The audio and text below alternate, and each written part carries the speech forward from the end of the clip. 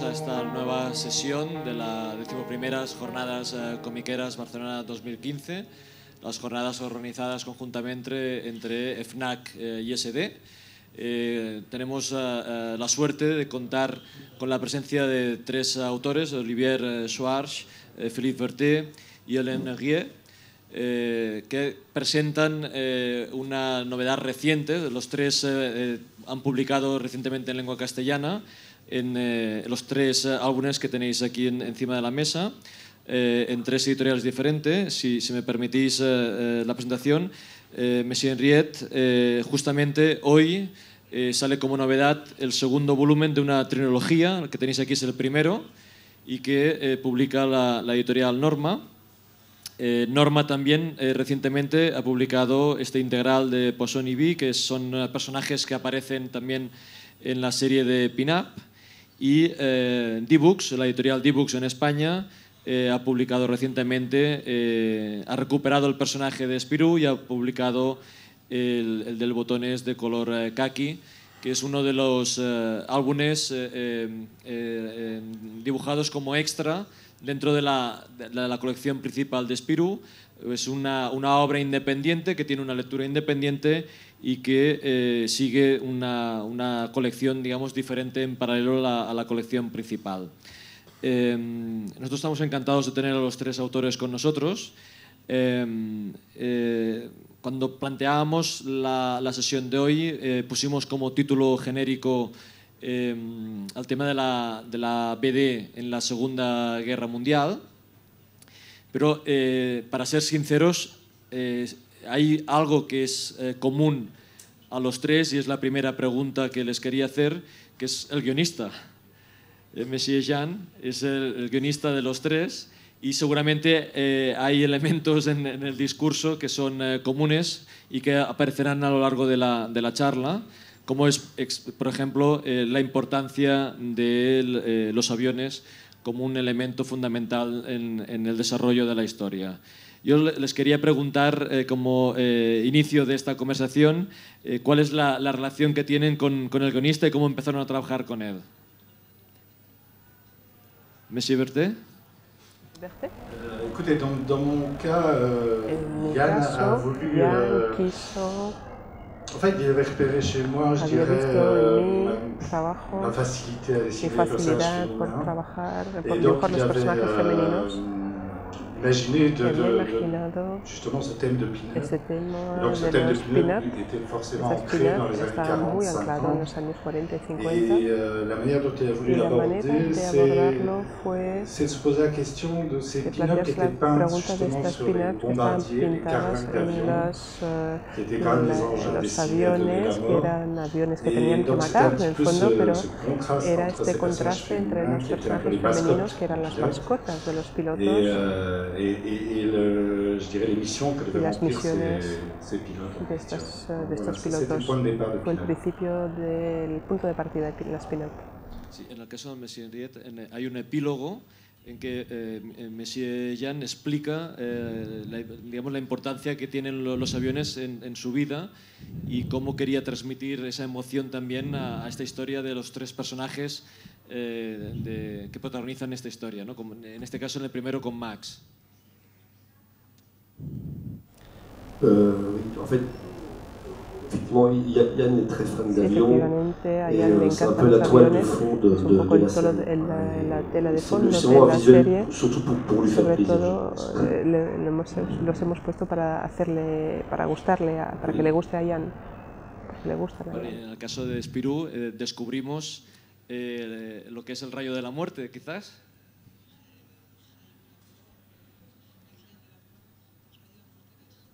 Non, c'est pas ça. El rayo de la muerte es una idea que existía en los años 50. Pour répondre à votre question de tout à l'heure, en fait, no, para contestar su pregunta respecto a la aviación, Yann, yo no sabía que le encantaba tanto los aviones. Empezamos para hacer un Spirou, yo escogí la época, la Segunda Guerra Mundial. Luego los aviones toman una importancia muy importante en la historia. Si hubiera sabido antes, quizás hubiera rehusado hacerlo, pero al final se consigue y uno se acostumbra. Pero tenía miedo de los aviones en que iban a haber mecanismos de estos, mucha mecánica. Sí, en la Segunda Guerra Mundial había una idea de que los alemanes habían desarrollado una especie de arma definitiva que la llamaban el rayo de la muerte y que destruiría cualquier avión. En el cómic no podemos explicar qué es lo que pasa, pero en este caso son los franceses que atacan los aviones alemanes y cuando descubren, que no podemos explicar, pero cuando descubren cómo consiguen atacar a los aviones, los propios alemanes quieren utilizar esa idea. Sí, voy a hablar un poco de la intriga, pero se trata de murciélagos que llevan lanzadas bombas y que quedan atraídas, no me expliqué por qué, ni el cómo ni el por qué, se atraen por los aviones, quizás el calor, no sé, y van a destruir los aviones. Y usted me habla del rayo de la muerte, pero no hay ningún rayo, son estos alemanes que se van a enganchar, a pegar a los aviones alemanes y van a destruir varios de ellos. Pero los americanos habían tenido esta idea y varias experiencias que hicieron, sobre todo en el ejército con los delfines, intentaron con varios animales, algunos animales fueron muy eficaces y nos dimos cuenta mientras estábamos haciendo el álbum que los murciélagos que atacaban la aviación era una idea de François Edmond Calvo, llamado Calvo.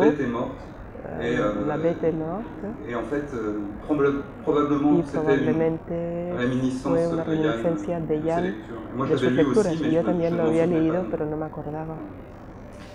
Jan os ayuda en la documentación, en este caso, por ejemplo, de los aviones o digamos, de la época. ¿Cómo participa como guionista en la documentación para preparar la historia? En fait, Yann, quand je dois dessiner un avion, cuando tengo que dibujar un avión, Yann, certains avions, j'ai le choix entre l'un ou l'autre, donc je me fais plaisir juste sur le visuel. Puedo escoger entre uno u otro avión. Et vous pouvez peut-être enlever l'écouteur, vous pourrez parler plus facilement alors, sans m'entendre. Non, mais en fait, quand... De hecho, en général, certains avions, j'ai le choix, donc je prends celui qui me plaît mieux. Mais sinon, escojo el que me gusta más, pero si no sigo su guión y el avión más preciso en el relato, como aquí, que lo va a llevar al final del tomo 3. En cuanto a documentación, me da un poco de documentación, pero tengo que buscar más libros, etcétera, porque nunca es suficiente. Él nos da lo que se encuentra fácilmente en internet, luego se compran libros y entonces compro libros con planes de aviones y otros elementos. Pero siempre hay que buscar mucho les cocardes et les couleurs qui changeaient toutes les semaines à l'époque. Donc ça, c'est pas évident du tout les vrais bons documents. Il faut chercher. Et on est aidé par d'autres gens. Souvent, les scénaristes fantasment sur une image. A veces los guionistas tienen una imagen en la cabeza, pero no se dan cuenta que después el dibujante tiene que dibujar el avión desde varias perspectivas, porque hay un gran profesionales de documentación, da muchísima información, pero como dice Alain, nunca es suficiente, siempre cada uno tiene que buscarse. El estilo realista que tenéis os implica un esfuerzo adicional de tardar más tiempo en hacer la página, intentar buscar el detalle y la verosimilitud de la imagen. Disons que moi, en ce qui me concerne, je ne suis pas un malade de Yo no soy un enfermo de la documentación realista. Donc je donne... c'est de la BD. Son cómics. Por lo que para mí es como un poco teatro, hay que dar la impresión de que es real, pero no soy preciso, milimétrico, no, esto no me interesa. En fait, si, moi j'aime bien les boulons. A mí me gustan las puercas.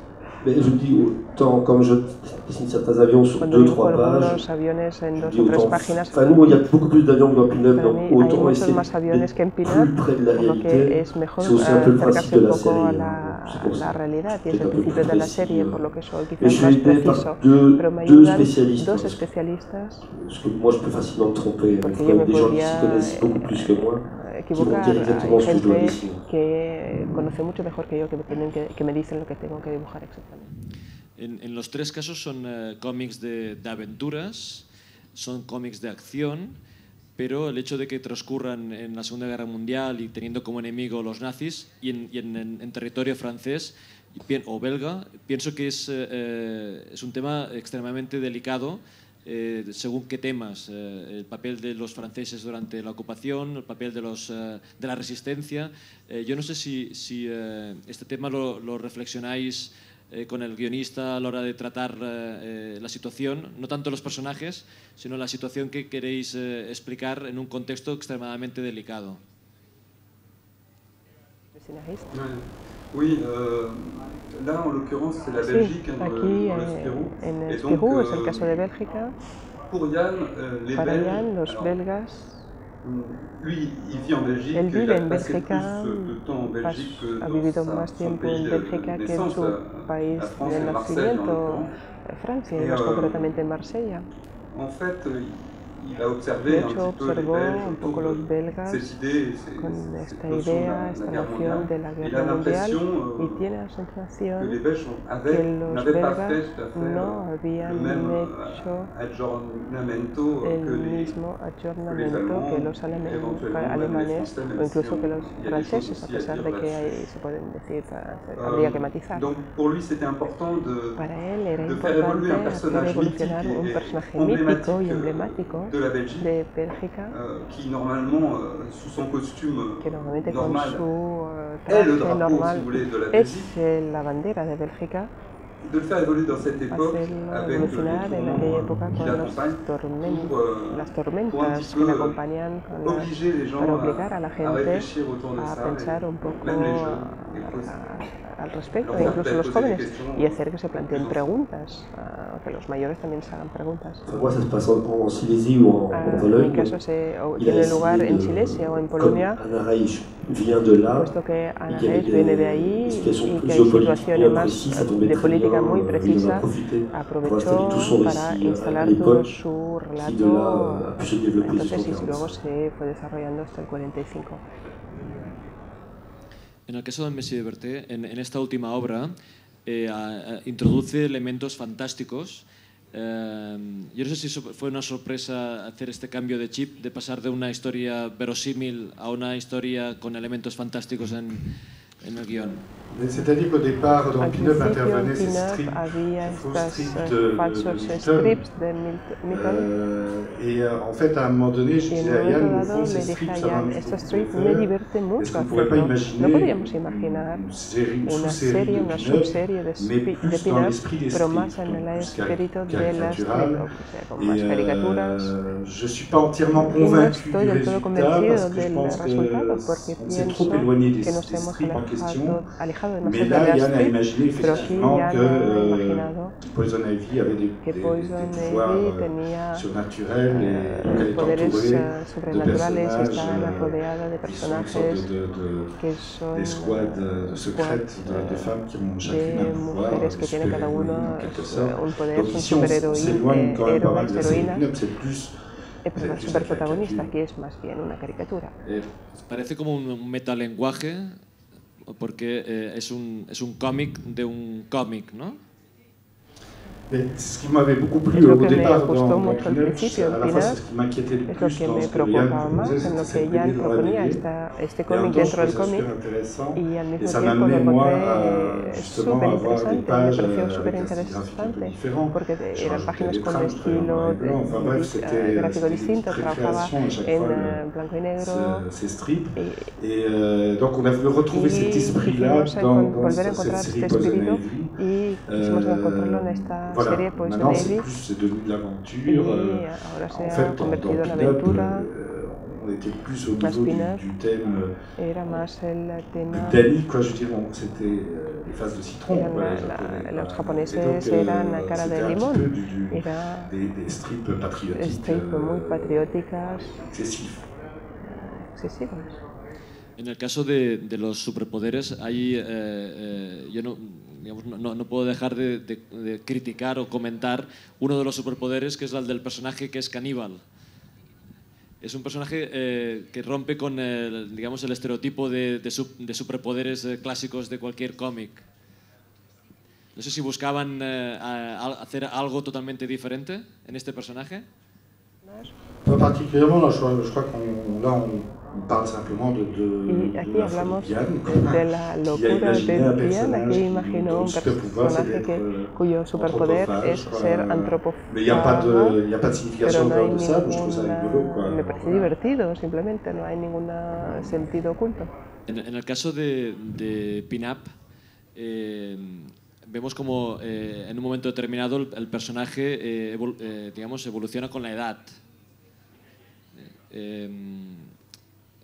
¿En qué momento deciden digamos, cambiar de decorado y pasar de la Segunda Guerra Mundial a, digamos, aumentar las posibilidades digamos, de aventuras en otros lugares y en otro contexto?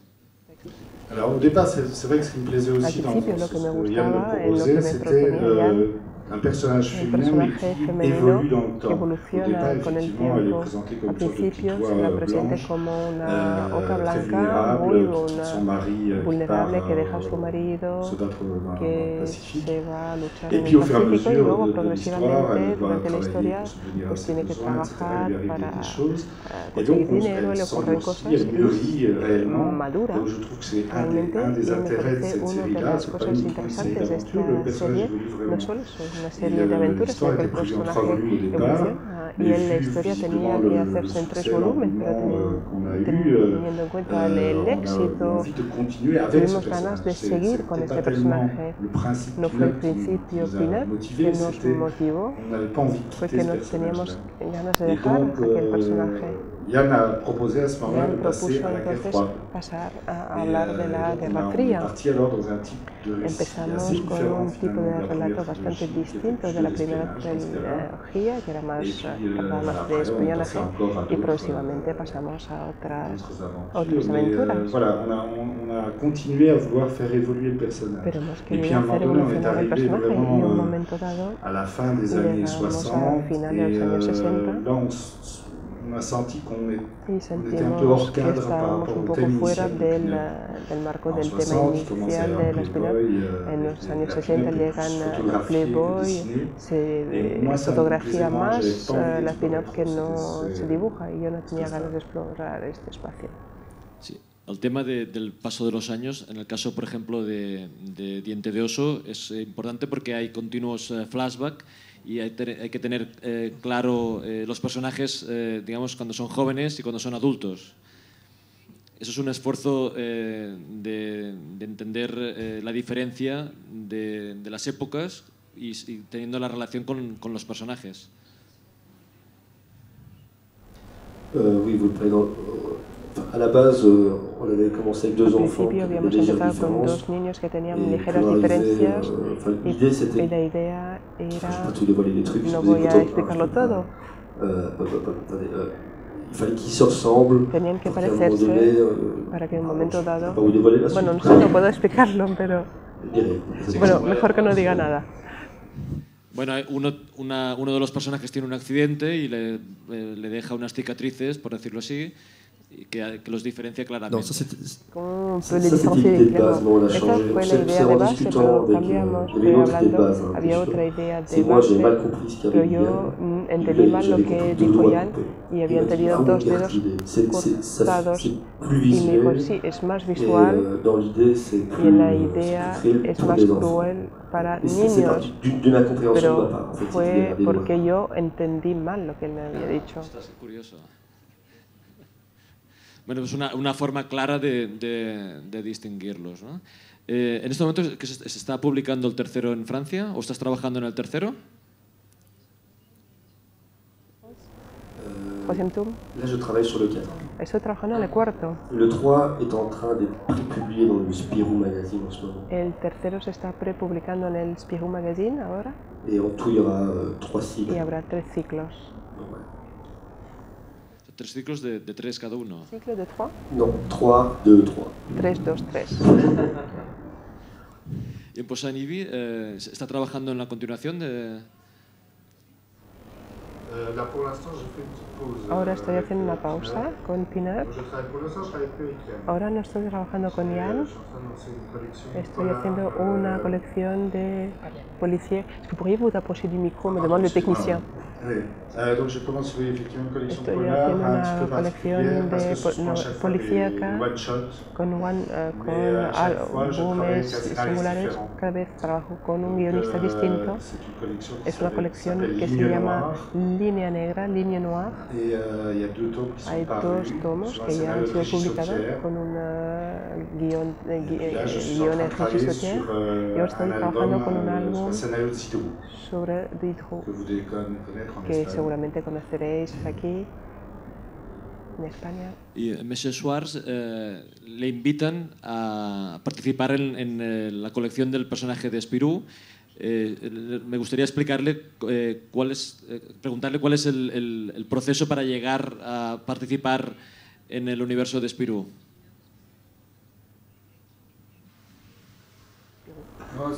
C'est un hasard, en fait. Fue una casualidad. Avec Yann, on voulait faire une reprise déjà, une reprise d'un personnage qui existait, c'était un personnage qui s'appelle Gilles Jourdan, je ne sais pas si c'est traduit en espagnol. C'est un personnage qu'on aime énormément, tous ceux qui s'intéressent à la bande dessinée belge, c'est un petit peu celui qui a introduit la bande dessinée adulte, un regard un peu différent, et donc bon, ça aurait été un plaisir incroyable, un honneur aussi de travailler sur cette série. On avait cru comprendre que les héritiers, enfin les ayants droit, étaient assez favorables. Donc on a présenté un certain nombre de planches ou de couvertures, des choses pour montrer notre savoir-faire sur cette série, un scénario terminé. Et en fait, l'éditeur, Dupuis, était très pour, en fait. Il avait déjà prévu de sortir les anciens albums en même temps que les nouveautés, enfin ils avaient fait tout un plan marketing autour de ça. Et tout ça pour déboucher sur un flop, c'est-à-dire que l'ayant droit a dit non. Et donc notre travail n'a servi à rien. Et Dupuis nous ayant fait croire un petit peu trop au succès de l'entreprise, il se sentait un petit peu coupable et il a suffi de demander de faire un Spirou pour qu'il nous dise oui, d'accord. On n'a pas fait autant de travail de préparation là pour un Spirou, en fait. Ça nous a été donné parce qu'il se sentait pas bien. ¿Conocía la edición española? ¿La edición española? Oui, j'en ai 3 exemplaires. Sí, tengo 3 ejemplares en casa. Lo digo porque la editorial D-Books ha conseguido el proyecto de volver a editar Spirou, que hacía 5 o 6 años que no se publicaba ningún número en castellano, y es como si fuera, para nosotros es como si fuera un relanzamiento del personaje, y la editorial ha programado poco a poco volver a recuperar cómics y números anteriores. Pero yo no sé si sabe que el primer número que la editorial ha escogido para aparecer de nuevo en el mercado es justamente este. Sí. Ah bon, no, je ne savais pas du tout. No lo sabía. Il y a un numéro sur ¿Hay la un fin? número en la...? Non, j'ignorais. Je croyais que tous les numéros avaient été publiés. Los números habían sido publicados. En Belgique, en France, en Bélgica, c'est en le numéro Francia, 5. es el número 5. Mais c'est super. Pero está bien. Sí, está muy bien. Bueno, es un ejemplo de la calidad de este número y cómo los aficionados esperábamos a que se pudiera publicar esta obra en concreto en castellano, y nosotros estamos encantados de que haya aceptado la invitación para venir, y es una forma también de volver a promocionar también un personaje tan emblemático para todos, ¿no? ¿Hay oportunidades de seguir trabajando en Spirou? Alors, oui, parce qu'en fait, on a eu la chance aussi que l'éditeur et le public soient sensibles à cet ouvrage-là. Et en fait, on a eu le droit d'en faire 2 de plus. Donc en fait, on a fait un diptyque qui se passe juste après. Donc celui-ci se termine à la fin de la Deuxième Guerre mondiale. Et les deux épisodes suivants se passent dans les années qui suivent, c'est-à-dire entre 46 et 48. Ya no es kaki, el botones ya no va vestido de kaki. Et non. Et en fait, c'est marrant que vous me posiez cette question, parce qu'en fait, c'était une horreur en fait, de devoir dessiner Spirou en vert. C'est pas parce qu'on n'est pas au théâtre, c'est vrai, le vert normalement n'est pas interdit en bande dessinée, mais tout de même, quand on a un personnage aussi connu que ça, et que tout d'un coup on doit dessiner en vert, c'est affreux. Et en même temps, c'était une idée publicitaire assez étonnante, révolutionnaire. Mais non, dans les épisodes suivants, il est de nouveau rouge. No ha habido críticas, yo creo que ha estado bien acogido, ¿no? Il était bien accueilli, sí, fue muy bien acogido, pero tuvo éxito, por lo que hubo muchas críticas también, y el tema es sensible. Yann es alguien temido y temible, que crea polémica siempre que puede. Es evidente que nos vinieron a buscar las cosquillas. ¿Estáis de acuerdo que es una persona que busca la polémica? Oui, enfin, il se laisse pas marcher sur les pieds. No les deja pisar. Et c'est vrai que s'il a l'opportunité d'aller un petit peu plus loin que ce que le bon sens ou la bienséance permet, se permite, pues no se corta ni un pelo. Porque no deja indiferente, ¿no? Je pense que ça fait partie aussi de sa richesse, et il arrive à créer le buzz. Consigue a crear un buzz. En el caso del trabajo con el colorista, yo no sé si trabajáis con el colorista para dar un tono determinado a una historia de la Segunda Guerra Mundial. ¿Hay un tono adecuado para la Segunda Guerra Mundial? Pregunto. Oui. Non, mais ça c'est ça coule de source, c'est-à-dire que déjà on part de documents qui sont souvent noir et blanc, même s'il y a déjà les premières photos en Agfacolor, mais oui, en fait, les couleurs en fait de cette époque étaient beaucoup plus pastel et puis plus éteintes. Elles étaient aussi beaucoup plus harmonieuses. Il n'y avait pas tout d'un coup un fluo. Il y avait une harmonie générale. On est encore à une époque où on a l'impression que les teintes sont naturelles et elles se fondent avec les objets, les matières naturelles. ¿En su caso? Écoutez, non, je pas vraiment. Je pense qu'il a bien répondu. On doit réinterpréter à partir de documents noir et blanc. C'est possible, en fait. Todo es posible, por lo tanto.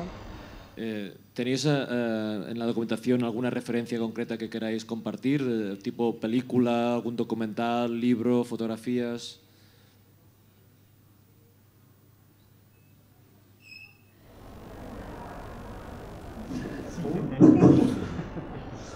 Non, mais il fallait que ça sente l'ancien, le poussiéreux en ce qui me concerne.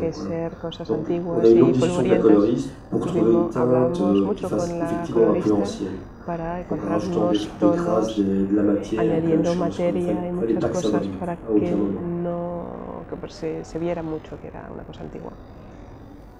O sea, hay un esfuerzo de buscar ese tono Yo entiendo que yo esperaba más un tono como más sucio, como más marrón, como más arenoso, y me parecen colores muy vivos. Lo que ocurrió con Pinat es que tuve varias personas que pusieron color porque cada uno tiene su personalidad. Por lo que yo doy indicaciones sobre todo legibilidad. Luego hay que dejar al colorista que se exprese. Diría que hay que evitar tonos demasiado vivos. Pero hay que servir la narración, sobre todo, y es así como veo los colores, es un soporte narrativo.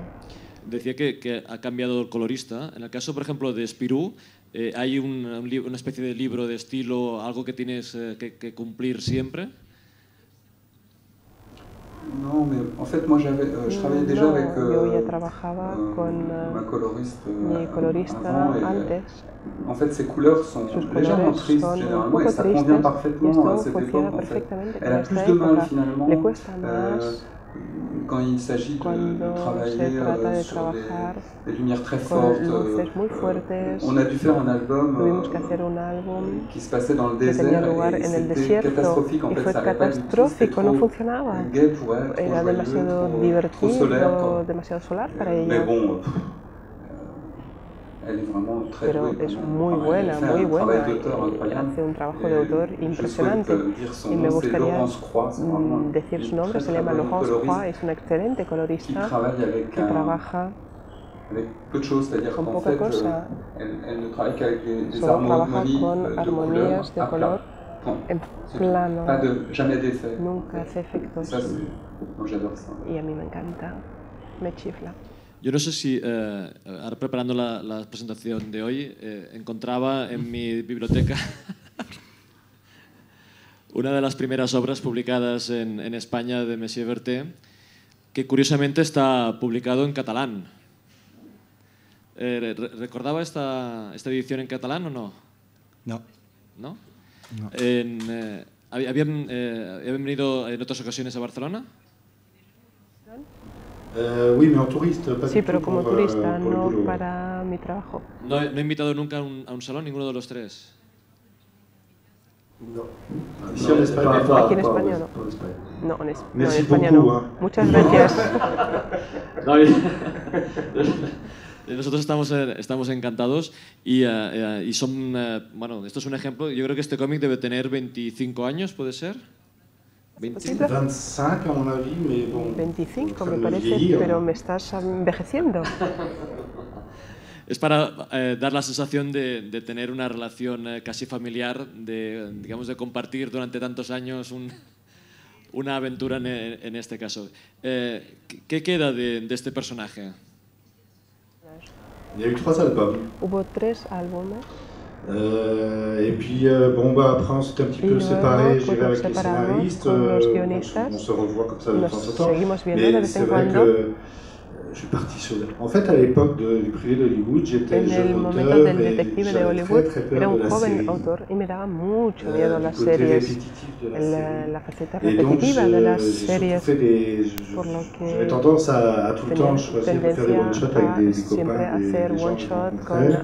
Et finalement, cette collection Berthet, que j'ai eu la chance d'avoir à l'époque, la suerte de tener, fue creada porque era una manera de reunir todos mis libros que se iban en todos los sentidos, en todas las direcciones. Y en la Detective de Hollywood hubo 3 libros, fue una de mis primeras series. Es una pena no poder recuperar el personaje. El personaje, pero oui, il y aura encore moyen de sí, lo podría recuperar. Sería totalmente actualizarlo, podría planteármelo. Bueno, yo quería agradecerles sinceramente que hayan aceptado la invitación de SD de venir a Barcelona a participar en las jornadas comiqueras y a participar en las sesiones de firmas que habrá en los próximos días. Esperemos que os guste la ciudad. No sé si tenéis alguna cosa que queráis ver expresamente, a Gaudí, alguna zona de la ciudad que tengáis un interés especial. Yo quería ver un partido de fútbol, pero me habré ido antes. ¿Partido del Barça? Sí, por supuesto. Pero estaré en el avión para el partido del domingo. O sea que tendréis que volverme a invitar. ¿Y vous? Nosotros ya nos hemos paseado mucho hoy. Yo ya había venido a Barcelona hace 25 años, precisamente. Mañana iremos a la Sagrada Familia. Es una ciudad magnífica. Sí, ya hemos visitado desde ayer, estamos visitando ya buena parte de ciudad. Aún no hemos tomado el teleférico, no sé si es sólido, lo vamos a probar, pero me gustaría agradecer a mi mujer, que es mi intérprete. Es un poco menos buena que usted, pero es muy agradable, no tengo que hacer ningún esfuerzo porque me lo traduce todo. Es una estancia real para mí. Bueno, de nuevo, muchísimas gracias por aceptar la invitación. Bueno, muchas gracias también a la traductora que nos ha ayudado a hacer la sesión. Un aplauso para la traductora, por favor. Bueno, y a todos ustedes, muchas gracias por venir y hasta la próxima. Muchas gracias. Merci beaucoup.